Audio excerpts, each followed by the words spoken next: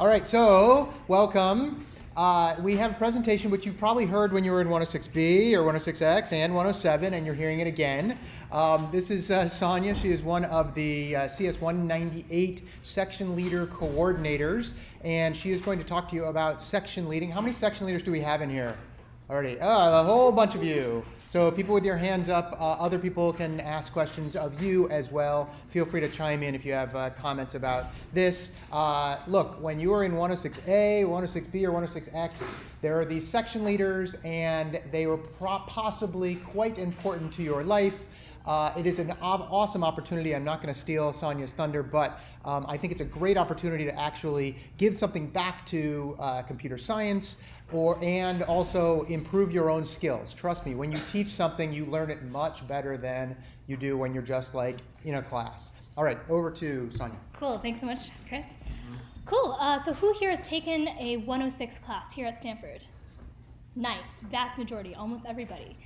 So a lot of you know what section leaders are, but they are undergraduate TAs who lead sections. And for this round of applications, we're looking for people like you who have completed 106B and X. So we're looking for people from all sorts of different backgrounds. Like if you're a comp lit major, great, we want you. And I guess if you're a CS major, which I'm sure there are lots of you in 110, we also want you to apply. So do apply. What do section leaders do? You teach a 50-minute section. You help students in the lair and teach them like good debugging strategies. You grade assignments. You hold interactive grading sessions, so you get lots of one-on-one time with your students. And you grade things, and you get paid $17.50 an hour starting salary. Actually, next year it'll be $18 an hour starting salary. And more with seniority. And you get to be part of a really cool community who has lots of fun doing things. So time and requirements, you'll need to section lead for 2 quarters. So yeah, if you want to study abroad, that's totally fine. We're cool with you deferring that. Just let us know when you're applying. And then in your very first quarter, we want you to take CS 198 for 3 or 4 units. Come to Monday meetings, which are every Monday, 4:30 to 6 p.m., and attend workshops in the very first 4 weeks that you're a section leader, just because we want to get you oriented. So why section lead? Well, teaching is the biggest and most valuable way, as Chris said, to master a subject. And it actually helps you develop a lot of skills that come in use later in life if you want to go into management, or if you want to just talk, or if you want to be a mentor. Teaching is a really great way to hone those skills. You also get an opportunity to work directly with students, more so than in other TA-ships that are available to you here at Stanford, because you've got these 15-minute interactive grading sessions with your students. After every single assignment, you really get to develop a relationship with them and play an important role in their education and their love of computer science. You get to be participating in fun events, and you also get to join an awesome group of people who really care about teaching well and teaching CS. And then leave your mark on campus. You can make a significant difference in a student's life, so keep that in mind. These are some of the fun events that we do. We dress up and help people debug their code, and we also eat breakfast, yay. And then we also have corporate partnerships, and we do special events just for section leaders. So yeah, we cooked things at Google and went onto boats in the bay once upon a time. And also you can be like one of these people if you're a section leader. All of these were section leaders here at Stanford, so I encourage you to become the next Mehran Sahami. So the applications are open right now, and they are due this Thursday at 11:59 p.m. And you can access them at cs198.stanford.edu. Cool. Any questions? Awesome. Great. Well, apply. Hope to see you soon. Actually, can I add one last thing? If you have applied before in the past and didn't get it, I'd say that we really would love for you to apply again. And in our interview process, we care about making you better teachers, so we're happy to provide you feedback. So many section leaders don't get it until they apply like 2 or 3 or 4 times. So I encourage you to keep applying and keep asking for feedback if you're interested in it, but it hasn't worked out for you in the past. Cool. All right, thank you, Sonia.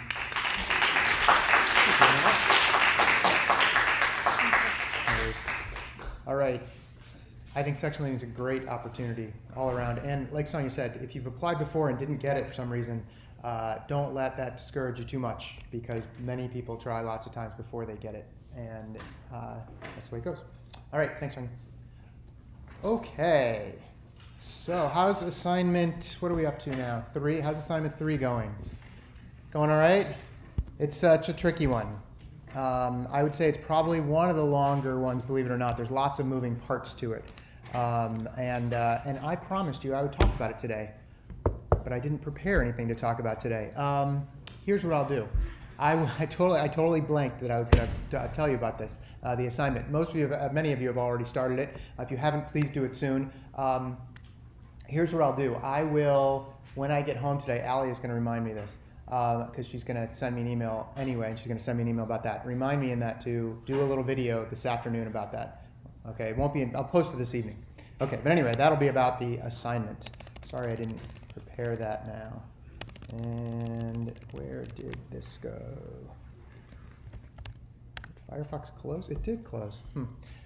All right, so we are we're still talking about signals. And signals can be tricky, okay? Processes when they run with signals tend to have lots of race conditions, and we want to avoid those race conditions if we can. We have to talk about some of the places those happen, some of the times those happen, and how to actually remove those race conditions or make it so that the race conditions don't happen because our logic is correct. So that's what we're trying to do. Speaking of not being correct, last Wednesday I misled you a bit, and I apologize about that. One of the CAs was watching the video and he goes, "I don't think you were right at the end there when you said this thing." And I went back and thought about it and I went, "Oh, I can see why, yes, that was wrong." I can see what you're talking about. Here's what I said. So I don't know if you remember this example from last week, but what we did was we had, my pen is not working again. Hold on 1 second. I'm going to try this one more time. This and this. I swear it was working before. Might be pen. Let's see. Oh, there we go. All right, we'll try that. So the example that we worked on last week was this example where we had a sig child that was that we had, okay, that we signaled it, and it's a special function that we call, and this is how signal actually get the signal handlers work. We say signal and then the type of signal and then the signal handling function. And what I said for this one, this was the one that printed out the job list, and it said, and we had a problem with it to begin with. And first thing we said, wait a minute, sometimes when we add a job to the job list, it will say job removed from the job list before it even gets to job is added to the job list, because we've got this, specifically because we've got this crazy sleep in there, and we're saying before you even add it to the job list, do some other stuff, basically sleep. And by the time that wakes up, the parent adds it to the job list after the process has already ended, called the signal handler, and said that it was removed. And we didn't like that. When we have our logic so that a job gets removed from some job list before it gets added, that's not really a good thing. Okay, we don't like that. Just logically doesn't make sense. Number one, it didn't break our program because our program wasn't really breakable in that sense, but it doesn't look right. And if we had added more to it to actually add and remove jobs, it doesn't make any sense to remove it before it's added. So what we did was we said, oh, all right, there's this sig proc mask system call, which will allow us to block a signal, and in this case, we're going to block the set of signals which includes just the child process, which means that signal handler will not get called until we unblock those.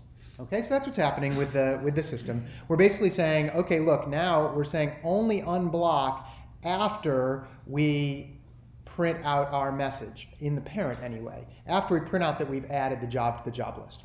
Okay.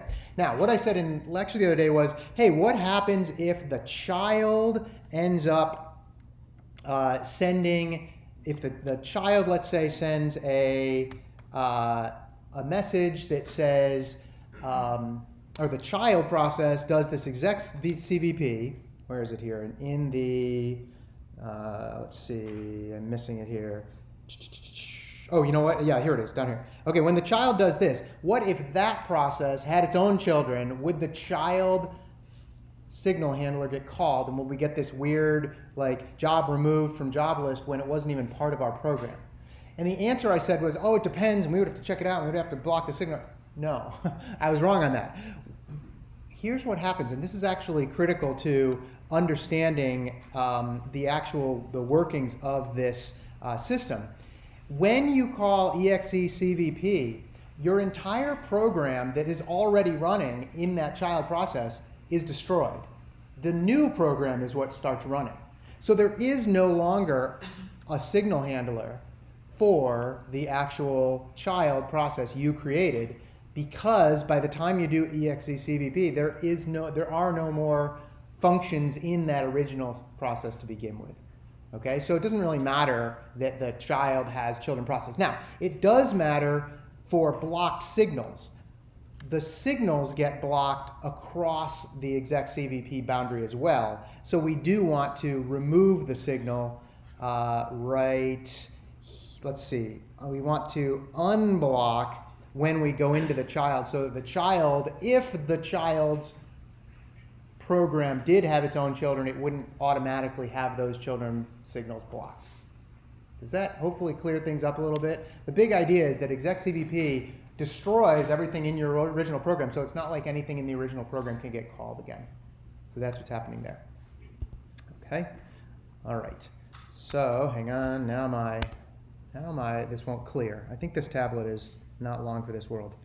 Hang on a sec. Clear. Okay, we're going to do this and clear. There we go. Okay. All right. Back to here. So we're going to keep talking about some signals. Okay. The two signal question. Is there no? Yes. Yeah. When you call exec CVP, does that trigger the child? When you call exec CVP, that does not trigger the signal child. Oh, and this was a good. That's a good point that I forgot to mention. Somebody on Piazza said, oh, when exec CVP happens, you get a whole new process number, ID and all that. You don't. It's actually the same process ID that you started with in your child. Okay? So to your question, when exec CVP happens, the child is still alive throughout the running of that program. When that program ends, the child itself ends. Does that help? I thought that when we call exec VP, it doesn't return. So When you do exec VP, it does not return, but it's still the child process. And when that ends, that's when your child handler gets called. Good question. All right. All right. So the other day I did mention two new kinds of system calls called kill and raise. Kill is a way to send a signal to another process, or your own process, but you would use raise for that generally. And you can send all the different signals, and that's how you actually do it to notify the other process that you actually are sending it some signal. You use the kill command. Now, unfortunately, because of the naming, kill is not really named particularly well. But let me just show you an example of how we might do this. Let's do this first. Man to kill. Let's see. So it's these two. I always get these wrong. These two handlers right here. Okay. And then, or these two includes vim test kill dot. See, actually, we'll do test raise because we'll send it to ourselves. .c. Okay, we're gonna do that, and we will also pound include stdio.h. Okay, int main. All right, printf. I am about to terminate my own process. Sad face. Okay, and then we are going to use the raise command, or the raise system call. The raise system call just takes the signal that you want. So if we send sig kill, that actually, we can say return 0, but we will never get there because by the time we get there, this will already be terminated, and that should actually do it. Let's see, make test raise. Okay, test raise, killed. All right, what happened was we sent a signal to our own process using the raise system call, and it just terminated the process. Okay, we could have done other ones as well, but that one will do that. If we did, for instance, let's try a different one. Sig stop. I think that might be the one. I think that's the one. Make test raise. Oh, maybe it's not. Let's see. Does it say the different one? Sig.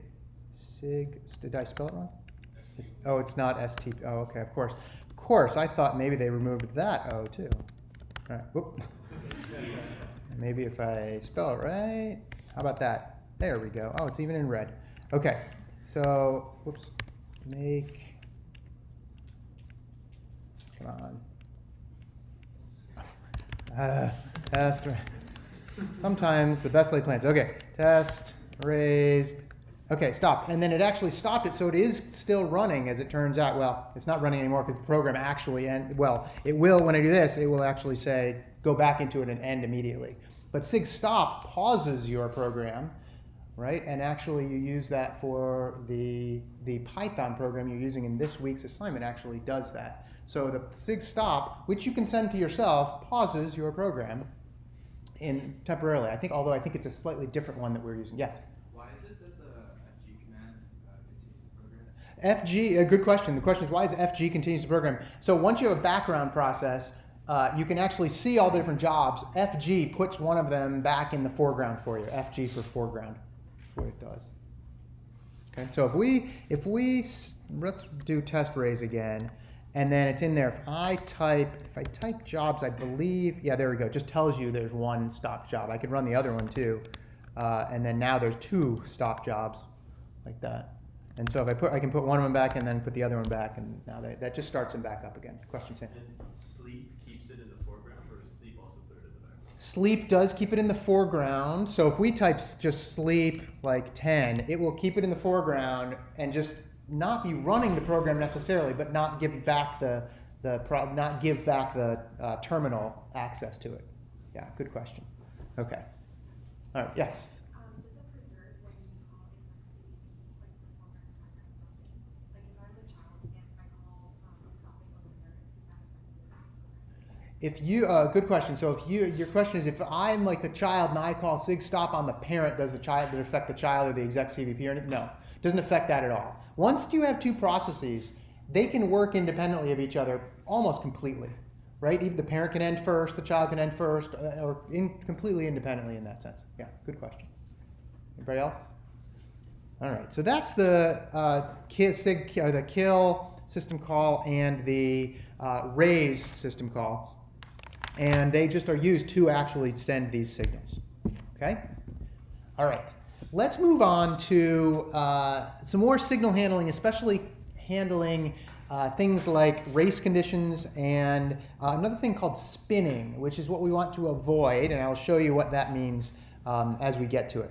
So remember the this is the program we just looked at, the job list program that we had. The reason we needed the fixed version was to have that sig proc mask blocking our sig child until the time when we wanted it to actually work. Okay, the processes, okay, do have some control over sig child signals, and when you use the signal handling, the parent shouldn't need to do anything special to like handle children anymore outside of the actual signal handler. Okay, and by the way, signals, when you block them, you might think to yourself, oh, that sounds draconian and whatever. It's all about your process. It's not like you're blocking things for other processes. I mean, unless you exec CVP and so forth, but potentially or ostensibly, you know what you're doing when you're writing your own program. So it does seem somewhat draconian to do this, like I'm blocking this whole signal from happening. Well, you're writing the program, so you get control over that. Okay? All right, so let's look at, remember the simple shell example, and in fact, again, you're going to write a much more advanced shell that we had. Here's what it looks like. Okay, I'll blow this up here. All right, the simple shell function actually does what? It forks off of it. Actually, there's other stuff in here too, but it basically forks off. There's code that we don't have in there to initialize the command. Forks off a process that you type in a command for, and then if you type the ampersand on it on the end, it's in the background, and so it ends up in the background, and you get your shell prompt back. If not, we've got this interesting wait PID in here for foreground processes actually, because the shell is waiting for the child to end. When the child process is in the foreground, the parent process wants to wait for it. So that's why we have the wait PID here. Okay? Well, once we have signal handling, maybe we want to change this a little bit, okay? Because we haven't had signal handling before, so we did it in this method where we've got, we're going to just wait PID. And by the way, when does the background process get cleaned up in this program?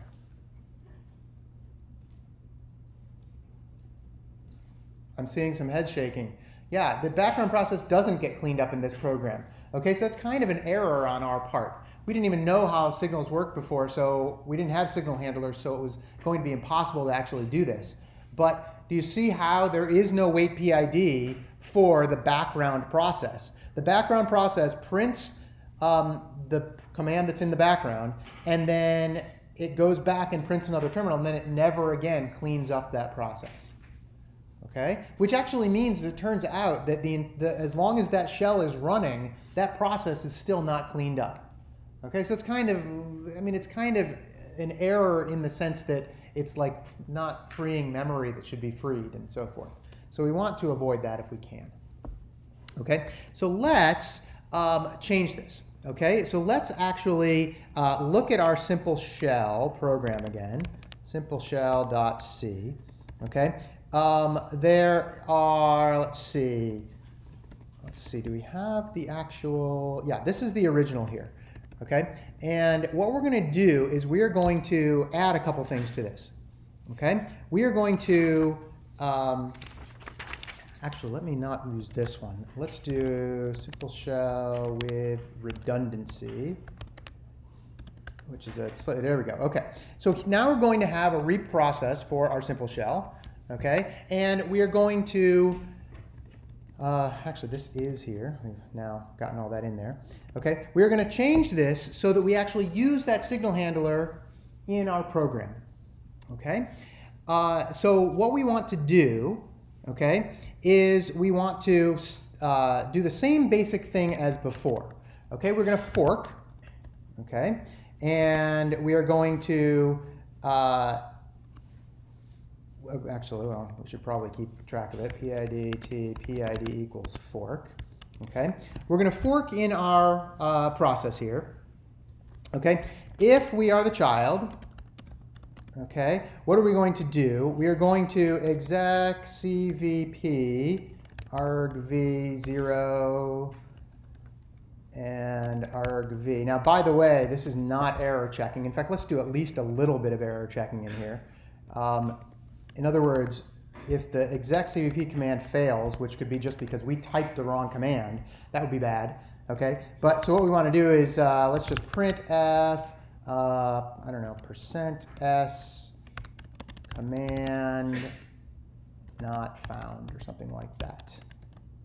Okay, and then exit 0 and something like that. Thank you. I need to tell what to put for the S. Do I, by the way, let's see, argv0. Do I, by the way, need to have some if statement in here to see whether or not the command was not found? Why not? Because it'll never get there if exec-cvp actually works. Destroys the entire program. Okay. So anyway, so that's that. All right. Now we're going to have if is background. Okay, well, what we're going to do is we're going to just do the same thing as before. Print f, Okay, %d, %sn. Okay, count PID command. Okay, and we are going to do that. Okay, and this will get handled by the signal handler, which we haven't installed yet. Okay, but what we want to do is, if it's not in the background, okay, we want to call this other function called wait for foreground process, and I'll show you how that works in a minute. Process PID. And that, okay. And then, let's see, do I need one more in here? Nope.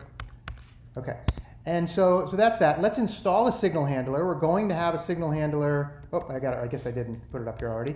We're going to have a signal handler for reap processes. Okay. The reap processes signal is going to do the following. Okay. While true, same thing as we've done a number of times for these signals. Okay, while true, PID T PID equals wait PID -1 because we don't know which one we're waiting for. W no hang because we don't want it to actually wait for the return because we don't like it when it waits long in a signal handler anyway, and we don't have to do this anyway. If PID is less than or equal to 0, break. That means we either have it still running, or a process still running, or we don't have any left. Okay, and if PID equals, well, we are going to add a new variable, okay, to see if we have our child process. Okay, I'm going to call it FGID, okay, and I'm just going to actually reset it to 0, which is clearing it, foreground process. Okay, because we have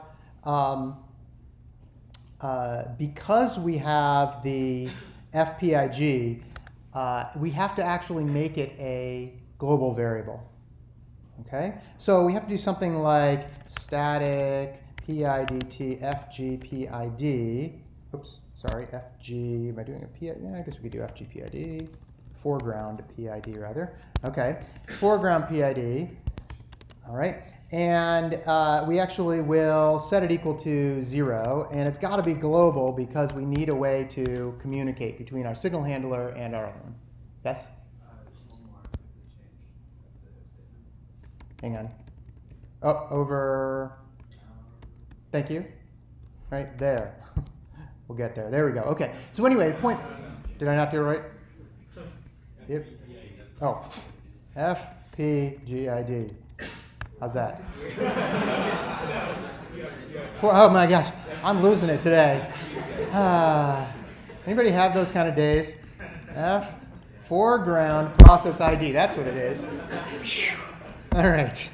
Oh man. Okay. Thank you for keeping me honest. Okay. So anyway, now what have we done? We have we've said, okay, we've got this foreground process ID that we have to set in another function that we are about to create. Okay, let's create a function, static void wait for foreground process, PIDT PID. Okay, in here, what we want to do is, let's see if I get this right, FGPID equals the PID that we have, okay, and then while FGPID equals PID, we're going to do this weird thing where we're just going to sit here and kind of wait. Okay, by waiting, we are doing this thing called spinning, as it turns out. Okay, so let's actually test this. But this is basically, here's what happens. Okay, we're going to, if we're a background process, we're just going to let the signal handler take care of it. Okay, when it ends. If we're the foreground process, we are also going to basically let the process handle it. Yeah. When we pass in read processes, why don't we use a lambda function so that we can capture variables? Like, is there a historical reason why we can't do that? Good question. The question was, why aren't we using a lambda function for this? We are in C land. There are no lambda functions, actually. Yeah. So if we're in C++, could you use this to do that? I don't believe you even could do that. You might be able to. I'm not sure, but we're using that now, especially because we're in C. Yeah, good question. Okay. All right. So I think that is about it. Let's see. At this point, right. So let's try it and see what happens. Okay, make simple shell with redundancy. Okay, all right. Simple shell with redundancy. Okay, so we can do ls and it gives us back our prompt after that. We could do ls, let's do it up here, ls ampersand. Okay, and it should have put our little command down here all the way at the top. There's lots of stuff here. There it is. It printed out it printed out the PID that just relaunched, and then it immediately printed a prompt back for us and do that. Let's do one that's a little more reasonable. Let's do, if we just do sleep 10, it will sleep for 10 seconds in the foreground. Okay, and then when the child ends, in this case, we actually get the signal handler. But we can do sleep 10 in the background, and then now it's sleeping. And if we type PS, actually, we can see there's our sleep right there, our sleep command right there. In the background, we don't have too many issues. In the foreground, well, if we do this, let's do sleep 100, let's say. So it's just going to sleep 100. What is our program doing? Let's go back and look at our program here, because it's still sleeping, by the way. Okay, our program has now gone into, let's see. Oops, hang on. Is this one in here? Let's see. Oh no, you know what? I might have jumped ahead a little bit. Yeah, I went to the wrong one. This is with the race condition. Let me go ahead and show you that one here. In this case, what's happening is we're doing this sleep here, okay, or not sleep, this spinning here, okay, which is happening because we are in the foreground process. The shell would be the foreground process, and the sleep is the foreground process. So it's got to wait for that, right? Now I think we're still sleeping here. Okay, look, yeah, we're still sleeping for 100. If I open up another terminal here and go to the same myth 55. All right, and oops, yes. And then type this command called htop. Notice something up there. There's one process. This htop program, I think I've showed you this before, shows all, maybe I haven't, shows all the different processors on the computer we're running on. And it shows how much each core is being used. One of them is 100%. The others are like almost nothing. One of them's 100%. Guess whose program it is? Oh, it's simple shell with redundancy at 100% CPU, which is my program. Okay? Well, why is that the case? Well, it's because it's spinning, and it's actually sitting in this while loop going, shoop, and it finally ended, by the way, and then now it's back to 0 when the sleep 100 ended. Okay? Well, why is that bad? Well, it's bad because unfortunately there's some poor like 107 student sitting over in next to on a myth machine going, why is my terminal like stalled right now? Right? Because you're running your 100% CPU thing. Now, there's 8 cores, and they're not really because there's lots of other cores doing other things, but the machine might be heating up a little bit more, and it's using that core that it shouldn't be, right? We shouldn't be able to actually do that.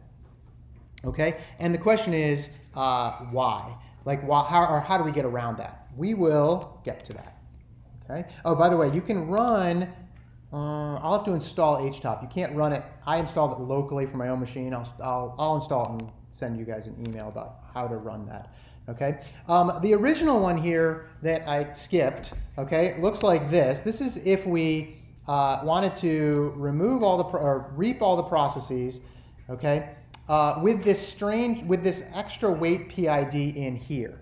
Okay, so this is kind of what we had before. All right, we had this before where instead of, or now we're actually capturing the child process. Okay, the child process gets reaped up here. Okay, and like it always, or like it would because we're using the signal handler. But down here, we have this strange like situation where we're calling wait PID without W no hang, which means this is going to sit here and wait for the child to end, but we're handling it up in the reap processes. In fact, that happens first.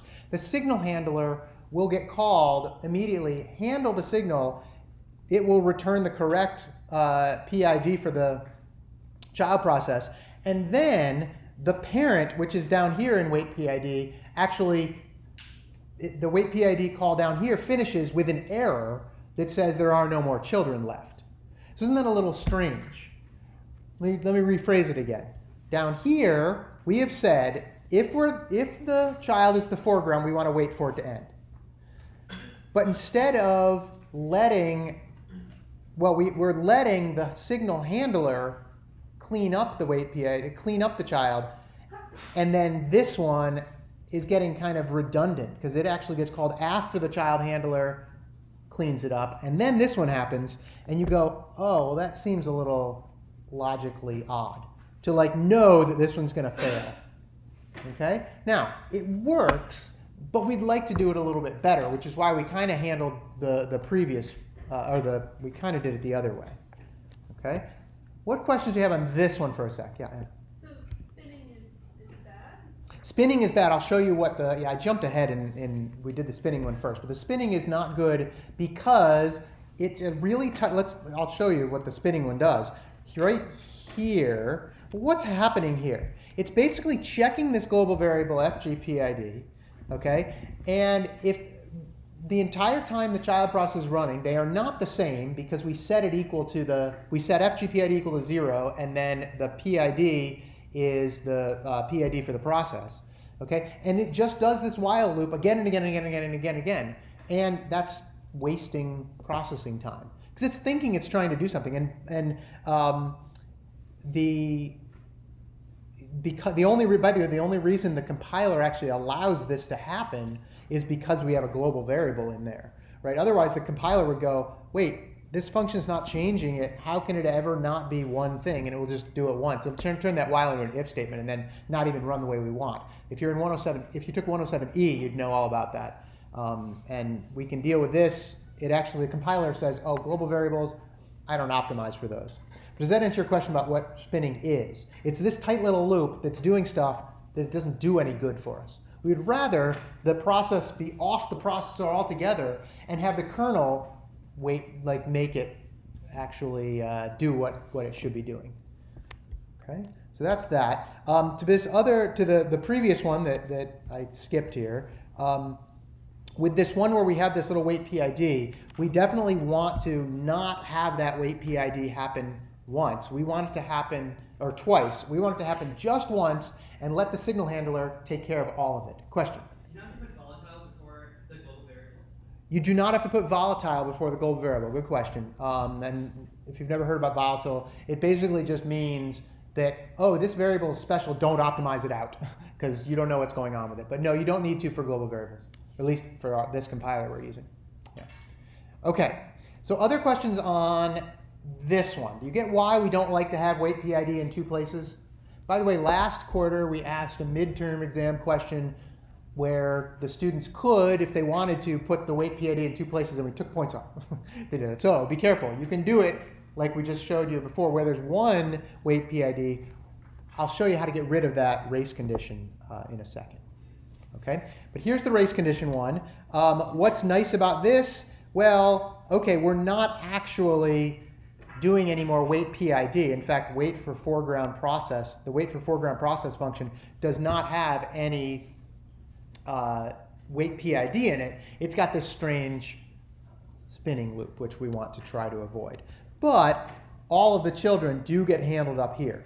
Now, more critically, we actually have a bigger bug than the spin. The spin isn't going to do anything except make your computer warm up a little more, make the fans come on, and make your computer have less of a long lifespan because it's doing more work, right? That's not the biggest deal in the world. The biggest deal in the world is there's an actual race condition in here, okay? Anybody see where the race condition might be? Race conditions happen when you're doing something where you're forking and various things can happen before other things. What do you think? Anybody see a race condition here? Yeah. When you're checking FGPID, you're setting it up in the signal handler. Yeah, you're setting FPID up in the signal handler and You're checking it and wait for foreground process. Why is that a race condition? What could happen first? Like, what could happen here? Let's think about the two different possibilities. Yeah, you have an idea? Go ahead. I was gonna say you set FG, PID, and if the root processes doesn't interrupt that in the middle, the while loop is never gonna trigger. Yeah, the while loop is not going to ever end, right? If you have a slightly like interesting situation here. Okay, so let's walk through this. If we fork, okay, and then we exec CVP, what if that was really fast? We did something that was super duper fast, and the child ended. Okay, well, we would get up here into reprocess. Let's pretend that before we ever even get to wait for foreground process, okay, we actually go and immediately the child ends and we go up here and we reap the process. Okay, so what happens? Well, it goes and it says, all right, well, let's see. In this case, actually, depending on what the previous PID would be, it wouldn't actually matter. So I guess it doesn't matter if it does it immediately. But what happens if it does it here? And this is what you were saying. If it does it right after this line right here. So this line right here, okay, sets FPIG, or F, let's see, is it going to be before that or after? I'm getting this mixed up now. It is, this is why race conditions are hard. It's always tough to remember exactly where it is. If FGPID is set to PID and then FGPID equals here, right. If the signal handler was called before that and gets down here and sets the FPGID to 0, at this point we would then set FGPID to PID, and then this while loop would never end because we would never get this set to 0 again. That's the issue.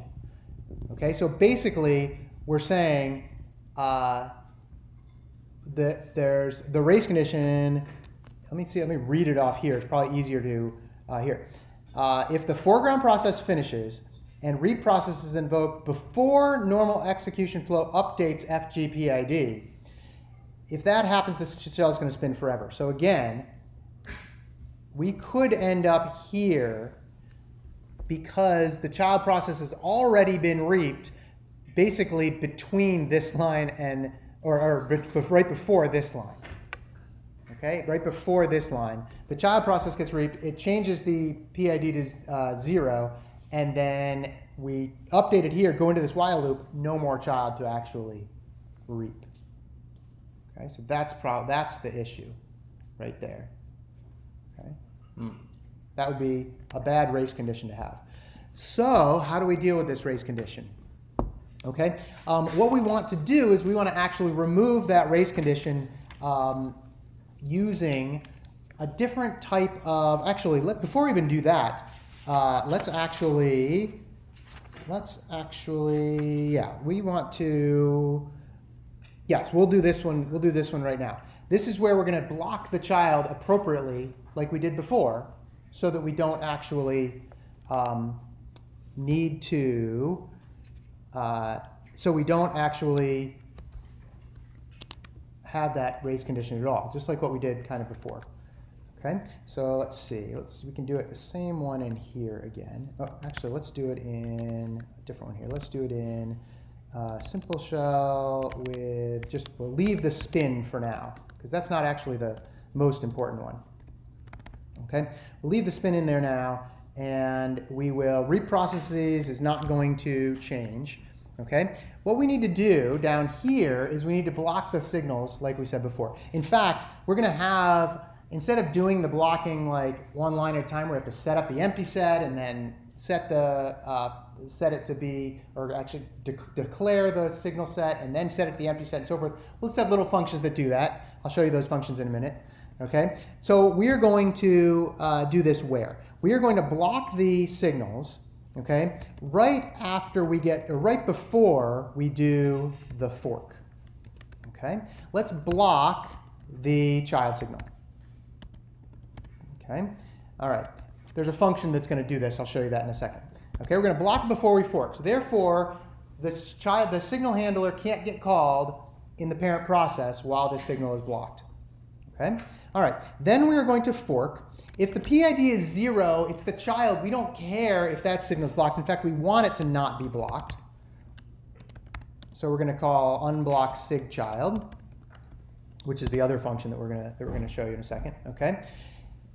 And then we are going to also unblock it if it is a background process, because we don't care about, like, there's no need to worry about the actual blocking there. That's not where the problem is. Okay, it was the foreground process that we had the problem.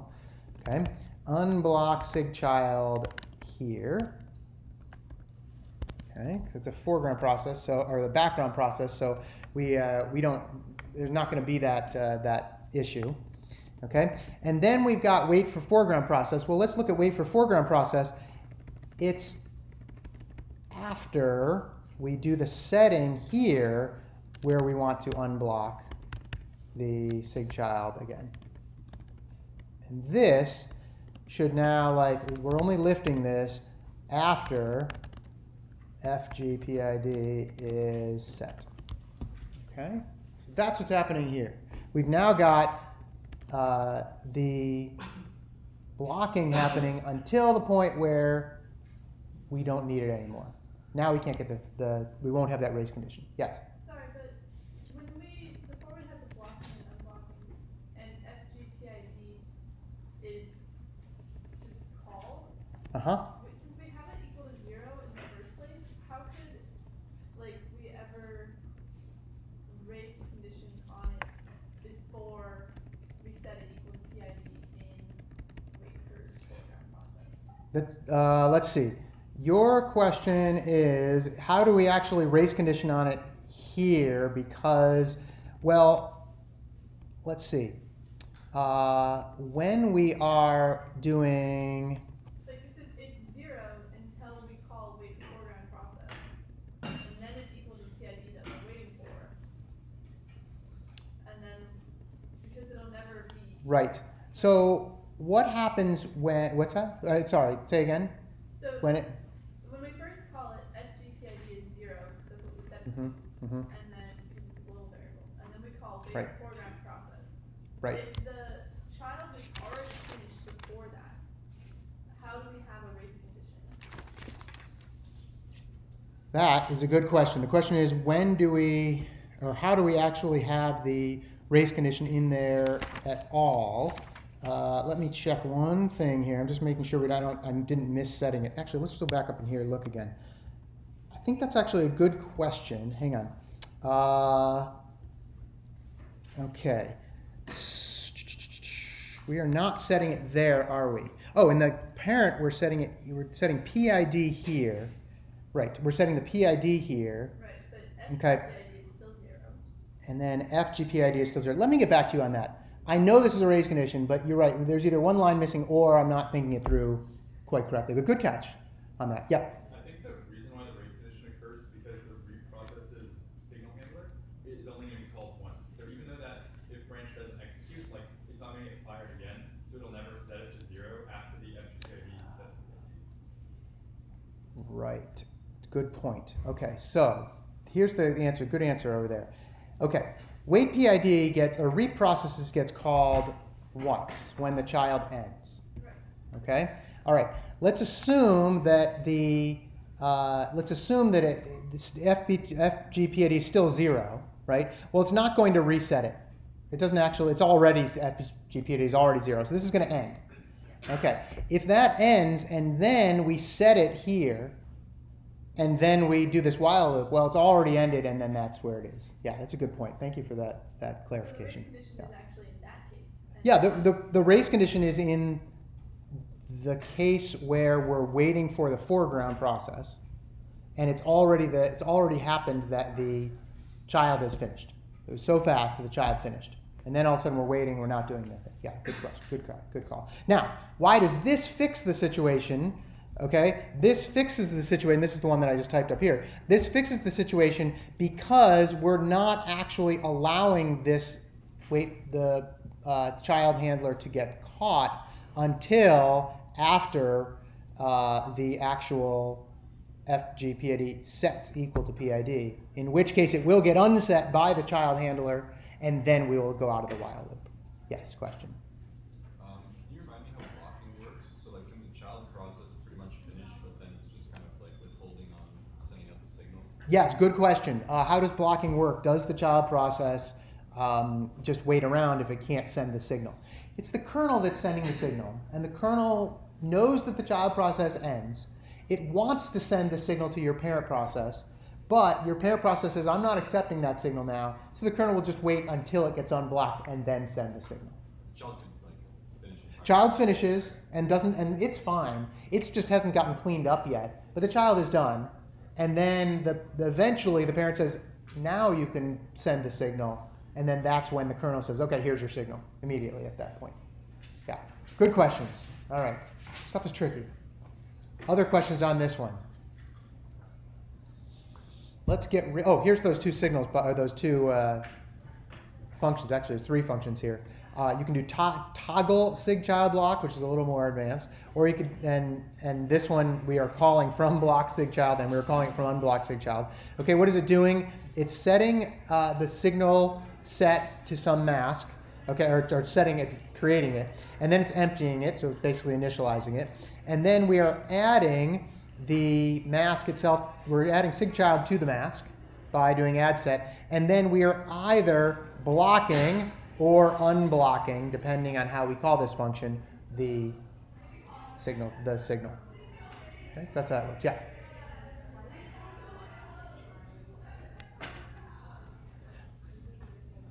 Why do we call block sig child before we fork? Are you saying we could call it after we fork? I'm just a bit confused on if we unblock anyways, what's the point of having it in the state? Yeah, that's a good question. We probably could do this. Well, no, we can't. Actually, it turns out we can't. Here's what happens. Remember, we're talking about a race condition here that could happen really fast. If we wait to block down like after in the parent, yes, the parent will be the only thing that gets blocked, but it might already be too late. The child might have already ended and called the signal, and the signal or sent the signal, and the signal handler happened. Yeah, so we have to block before we even fork because we don't want the child to end before we can allow the parent to be ready for it. Good question. Yeah, very good question on that. Okay, any others on this one? Okay, let's take care of that race or that spinning issue that we had. Okay, so the race condition is gone. We want to do the unblocking like in the child because we don't like having that signal block in the child, but we already set it in before we fork, so it is set. So let's unblock it, and then we still need to deal with this spinning. Okay. All right. We could do something like this. We could say while FG PID equals PID sleep, or micro sleep as this one's called, for 100,000 microseconds, okay? And then that would actually work okay, all right? I believe microsleep actually does not wake up when a signal happens. That would kind of not be the best thing anyway, but we would just wait and then the child would end and then eventually sleep would wake up and we go, oh, have we changed anything? And then we do that. The sleep at least takes it off the processor. So that would work. It's just not particularly elegant. It would work though, okay? But we really want to keep the OS the OS can figure out when our child process ends, so we might as well utilize that, okay?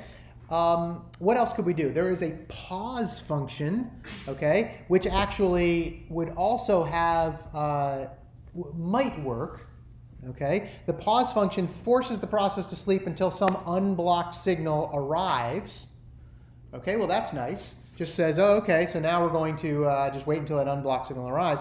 The problem here, though, is that we have a situation, another situation where we have a race condition, and we could end up in this thing called deadlock. And that's the situation that we would have had in the previous race condition too, where well, it's a little bit different. It's basically one process is waiting on the other, which is waiting on the other process. And now we've got two processes kind of waiting on each other. That's considered deadlock, where you have to have some logic that actually figures that out. Okay, so you could try doing this with a pause, but that might put it into a situation where you won't actually, if we had the following, if the signal arrives after the FGPID equals PID, but before the call to pause, well, then what's happening? Pause says, okay, I'm waiting for the signal. Well, the signal handler is saying, oh, I haven't, or I've already been handled, so it's not going to actually end up working. And you could try doing some like unblock and then block, but you've still got the problem because between unblock SIGCHILD and pause, isn't there some time for something else to happen? Yeah. So we want a way to make something work so that we say basically, look, we know you're going to be put off the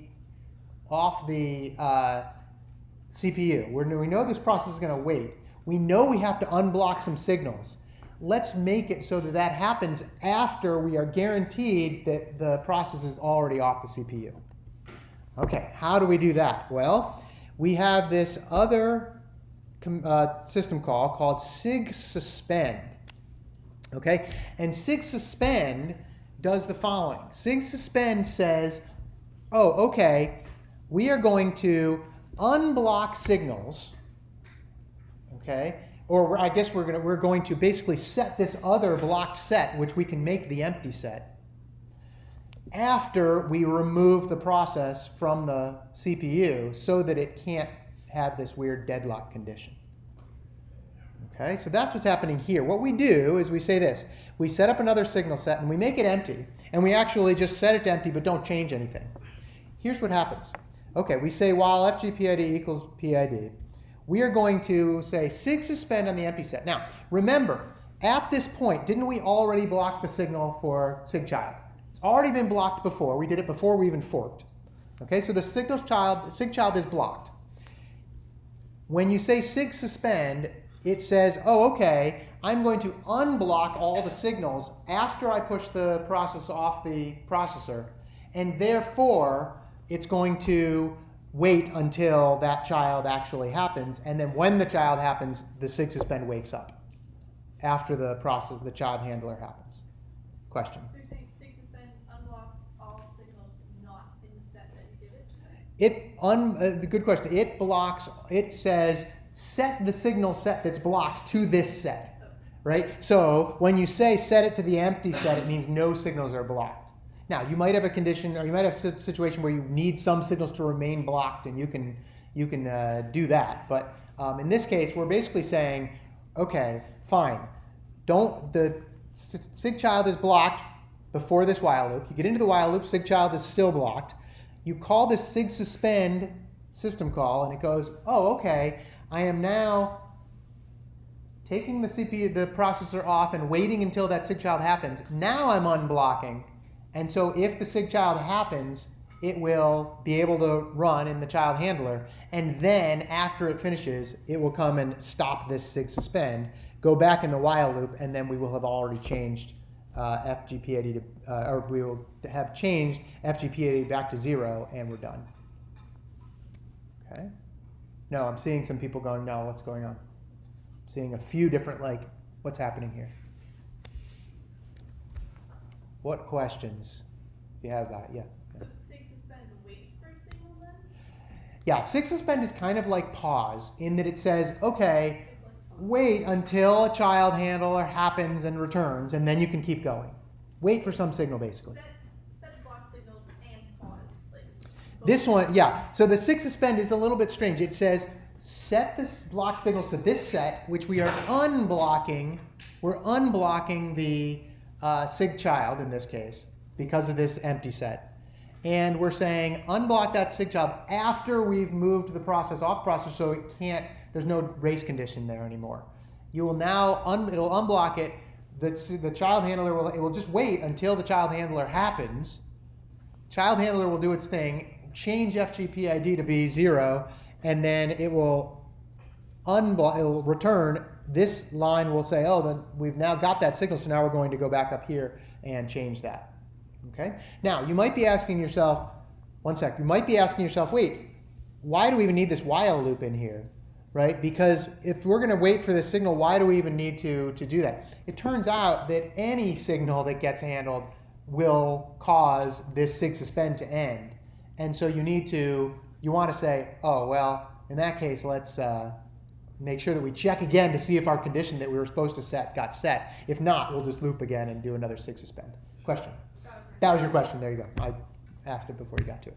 Yeah. So Awesome. it just unblocks, it does the checking and then blocks before it checks the while loop again? Yeah, let's see what's happening here. Remember, okay, what have we done here? We are a foreground process, which means the parent needs to wait for the foreground process to end.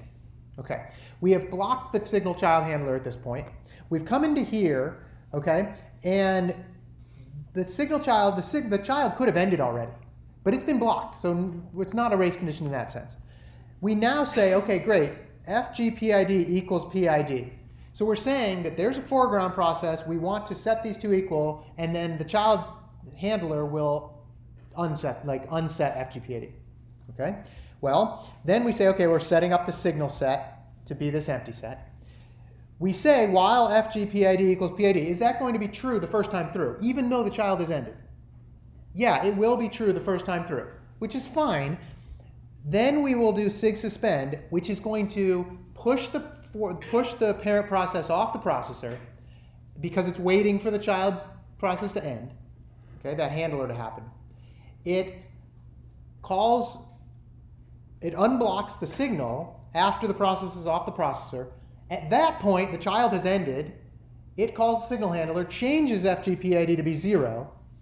Well, and then it ends and it wakes up here. It goes back in this while loop and says, oh, okay, now I've got 0 is not equal to the PID. I can end, and then I can unblock the sig child again. By the way, when it comes out of this sig suspend, it re-blocks the things that it was blocked before. And that's the the good thing about that is so this while loop will actually work again. Lots of good questions on this. Yeah. When you say push off the processor, do you mean push back in the OS scheduler? Yeah, good question. Do I mean when I push off the processor, push back in the OS scheduler? We haven't talked about the scheduler itself, but yes, it basically means put the parent process to sleep. And when the parent process is to sleep, there's nothing else happening in the actual code here until that signal gets handled. Yeah. Why do we have to re-unblock sig child then at the end? We have to, because when sig suspend ends, it unblocks the signals. It puts back the original block. It puts back the original set. Yes, good question. So it reblocks in that case. Reblocks the signals, yeah. Yeah. So will the while loop ever iterate more than one time? Will the while loop ever iterate more than one time? Let's see. It shouldn't for this one child process. Yeah. Now, unless some other signal came in and then it happened to unsuspend it. So it could happen more than once if another signal came in that happened to unsuspend this. Because the suspend happens until any signal gets handled. Yeah. Now, if you were making this much more robust and you cared about other signals, you might not want to make it just the empty set and so forth. But we don't care about any other signals right now. That's going on. Okay. It's a lot of stuff. That one thing. You will use this extensively in the assignment 3 farm, which you're working on now, and then assignment 4. Not extensively, but you use some of these as you go through these. Okay. It's hard to reason about these things sometimes. Okay, let's do this. What I wanted to do is go through a couple questions. Now, unfortunately, you have a midterm in a week and a half. Unfortunately. Nobody likes midterms. We don't like grading them. You guys don't like taking them. We should just get rid of them, but there's lots of barriers to that. But if you have good ideas, certainly let me know. Let's go through a couple questions. We have about 15 minutes, so we can get through these, I think. Let's go through a couple questions related to signal handling that you might see on the midterm. In fact, the 2 questions are from previous midterms. Okay? So, here's the problem. Consider this program and its execution. Okay. Assume that all processes run to completion and all system calls and all printfs succeed, etc. Don't worry about any errors in this case. And assume that all calls to printf are atomic.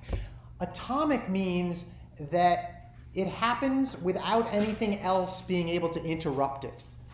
Okay, so in other words, if you're printing out ghost or pirate, which is what we're printing out here, you can't have it interrupted in the middle of after the P in pirate. It's not like a signal is going to happen, okay, and like interrupt it. Okay, this is actually more or less true for printf.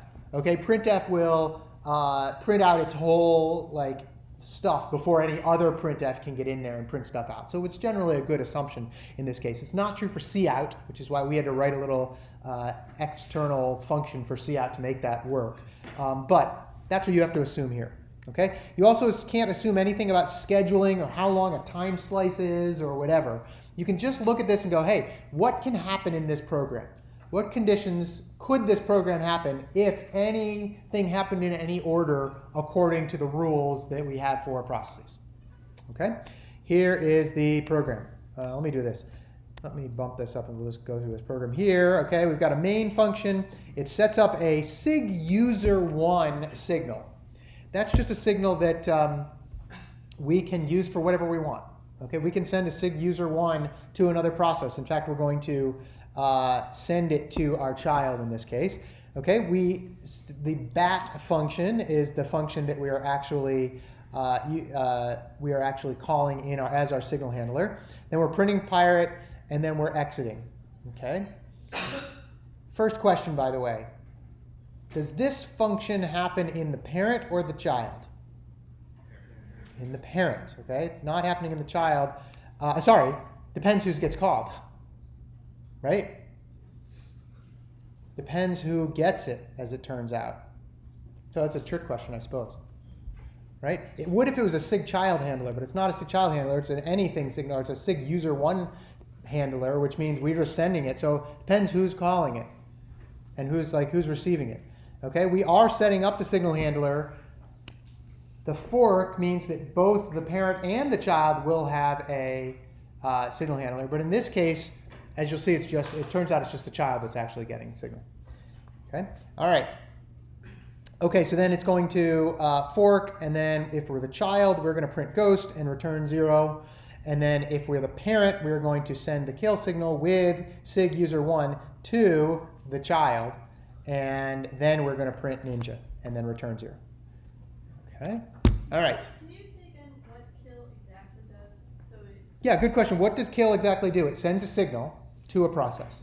It sends sig user1 or it sends sig kill? In this case, it sends sig user1 to the process PID. Kill is not a good name for the function. Okay, so raise just means send it to ourselves. Yeah, raise means Kill send it to means ourselves. send it somewhere else. Kill means send it somewhere else. Now, you could say kill get PID and send it to yourself, but raise does that for you. All right, now, question is, right, yes or no, if there's a possible output here. Okay, and we can go through this and check and see, is it possible for any of these outputs to happen? Okay, well, let's see. What would make it true that ghost, ninja, and then pirate happens? Okay, let's see. Well, for ghost, ninja, I'll make it big there. Okay, for ghost, ninja, and pirate to happen. Well, how do we get ghost first? Okay, we fork, and then this happens immediately. Could that happen before anything else happens? Sure. So it looks like ghost could be printed immediately. Okay, then for ninja to happen, okay, we send a kill signal from the parent. We send a sig user signal using the kill system call. We send sig user, okay, to the child, okay, and this can return immediately, by the way. It doesn't wait for the child to do anything. It just sends it and returns. Could we send off that signal and then really quickly print ninja? Sure. In the child, we have now had our signal handler called, so can we print pirate and then end? Yeah, so I think this one is fine. Anybody have any questions why it's not? Yeah. That would have to have the kill signal, or like the kill call, occur before the child return, or not? Oh, good question. This would have to happen between after this and before this. Yeah, and that could happen. We don't say, there's no reason it couldn't in this case, right? We're looking at, there's no reason that couldn't happen. Okay, let's look how about pirate and then ninja? Let's see if that one's possible. Okay, well, for pirate to happen, we would have to fork send a kill signal before the child gets a chance to print ghost. Is that possible? Sure, it seems plausible, right? And then that will call the child's signal handler, print pirate, which is good, and then that'll end. And then we're still over here, then we could have Ninja print at some point. Does that make sense? Okay, I think that's plausible. I think that's a couple plausible ones. Let's look at the next one. I'll make this done. How about Ninja and Ghost? What if bat returned instead of exited? What if bat returned instead of exited? Then you would definitely get Ghost at some point in there. It's because it Right? exits. Because it exits, right, and doesn't return, it exits the actual the child itself. It terminates the child process by using exit. Good question. Good call. Okay. Let's look at the next one. Ninja and Ghost. How could Ninja happen before Ghost? Well, we could get down here. Let's say that the child is just slow right now. We get down here and we send this signal. Okay, could it happen that this signal, which is going to signal the child to say pirate, could it happen that this signals and then gets up here and then this prints and returns, but then this never happens? No, I don't think that could happen, right? Because the minute this signal handler happens, it stops everything happening down here. So if you were to get that case, right, where you were trying to get ghost happening, right, well, this has to happen before this happens, and therefore you're going to get the signal called up here, and you're going to end up getting pirate before you're going to get ghost. So it's not really possible for ghost to happen without having the pirate happening if you do a sig call or signal first. Okay. So no, I don't think that would. Yeah. Hold on. We know that the call to kill has to happen right there, but do we actually know anything about when the child actually receives the signal? Because like, what if you send the signal, right, Ninja gets printed out, and then like the child process also prints out ghost, and for some reason it hasn't received sig user yet. Is that right? So the sig user the signal happens immediately. It's the next thing that happens. So even if it got to print ghost, it would still have the signal called actually, and then have to go up and print pirate. So I think you're not really going to get. Remember, we can't say that, oh, these two are going to happen next to each other, right? But we can say that the signal will definitely, if that got printed, right? Well, by the time that got printed, if this had already been printed, that signal had already been sent. So that's the fact that signal got sent at all means that even if this printed, it would have to then go and do the pirate because it would never get to the return 0. Does that help? Yeah. The signal handler always Preempts. Is that what you're stops whatever else the child is doing. Yes, the signal handler stops because, again, this was kind of my question earlier. Which one is happening? It's happening in the child in this case. The signal handler, the child is one process. It can't have two things going on at once. So it's either doing the signal handler or it's doing the rest of the program. And if it's doing the signal handler, the rest of the program is not happening. Yeah. What if you had ghost and then it returned, and then you tried to send it to signal handler? If you had ghost and then it returned, so returning from main is going to close the program. It may take an instruction or two after that actually, but I guess there's that. But that wouldn't happen in this program. You see why? Because you send this kill signal, even if it's too late to do this ghost one, it's going to happen before the return. Okay, because it happens the instant you send it, and it's not like the return for the ghost. The kernel is going, oh my gosh, there's a signal. I'm sending it immediately to the child.